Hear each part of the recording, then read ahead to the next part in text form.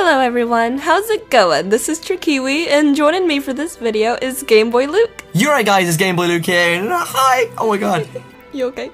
Anyway, as all of you already know, Primal Groudon and Primal Kyogre are new forms that were introduced for the remakes of Ruby and Sapphire.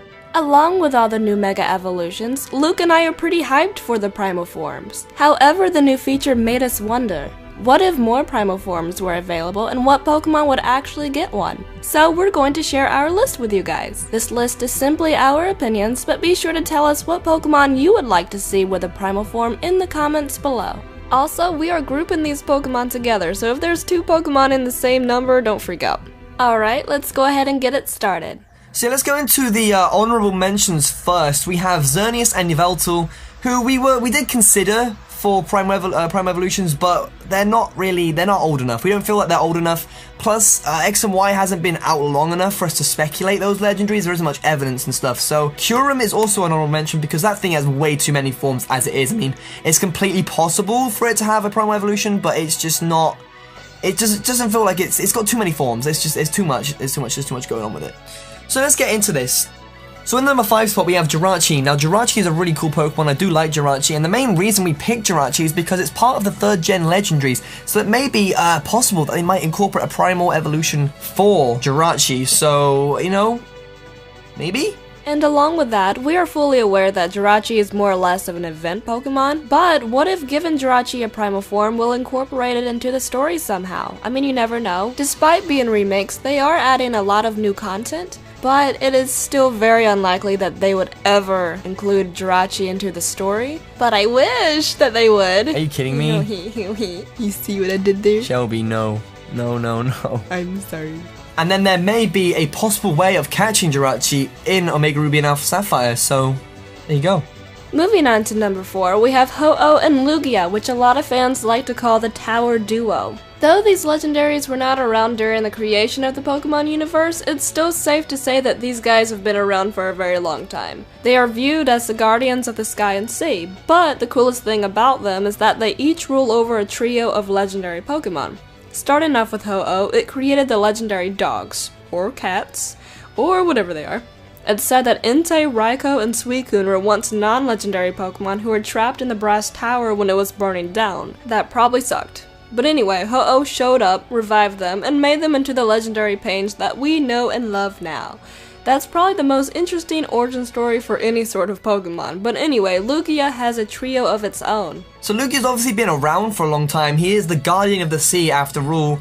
And most importantly, the legendary birds actually share a master in Lugia. Lugia is like the all-seeing, like the master of the legendary birds. So we could possibly assume that Lugia actually created the legendary birds, just like Ho-Oh created the legendary dogs. And not to mention, Professor Oak actually states that Articuno and Moltres' combined powers of ice and fire are the source and cradle of the oceans, and that Zapdos' electric energy creates the currents and streams, which is why the 3 ancient creatures are closely bound to the guardian of the ocean, Lugia. So it might have been possible that they might have had primal forms in the past, maybe before they gave life to new Pokemon or created the legendary trios that we know of. Doing such a feat might have powered them down. You never know. We could assume. So yeah, let's go ahead and move on. In the number 3 spot we have Palkia, Dialga, and Giratina. These 3 are considered the creation trio, or even the deity trio and dragon trio, which are commonly called by fans, that were created by Arceus. They all share primal traits. If they've been around for this long, there's no excuse for them not to have primal traits.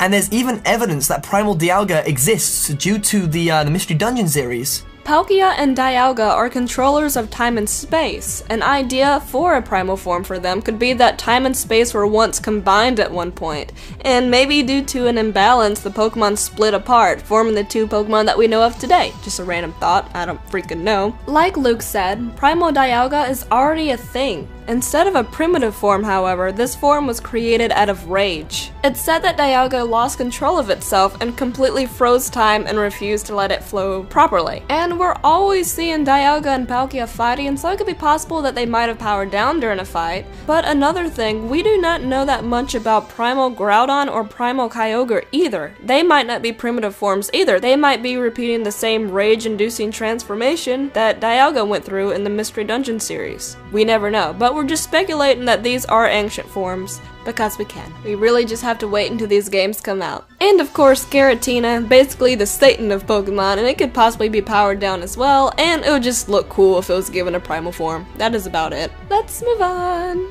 In the number 2 spot, we have Mew. We all know who Mew is. He was part of the original 151 Pokemon, what was a nightmare to get your hands on. He is believed to be the ancestor of all Pokemon. Mewtwo was created from Mew, and Mewtwo gets 2 Mega Evolutions, so why doesn't Mew have any? It makes sense that Mew would have a primal form if it's considered to be the ancestor of all Pokemon. And because of it being the ancestor, it has every single Pokemon's DNA in its body. That's what does not make sense to me. Yeah, I understand that Mewtwo is pretty freaking amazing. Yeah, give him Mega Evolutions. I understand that completely. It just doesn't make any sense to me that Mew ain't got jack squat while Mewtwo is getting everything and it's the clone of Mew. Plus, if Mew has the DNA of Pokemon that have primal forms and Mega Evolutions, why doesn't Mew have anything yet? I don't understand! Seriously, the lack of Mew love makes me so angry. I mean, if they do not give Mew a freaking primal evolution, or Shelby. What? You okay? I'm calm. I apologize. Unnecessary Mew rant. Just makes me mad, dude. Anyway, aside from childish Mew rants, let's go ahead and move on to number 1, shall we? Taking our number 1 spot is Arceus. Well, basically, Arceus is God, and as I mentioned before, he created Dialga, Palkia, and Giratina.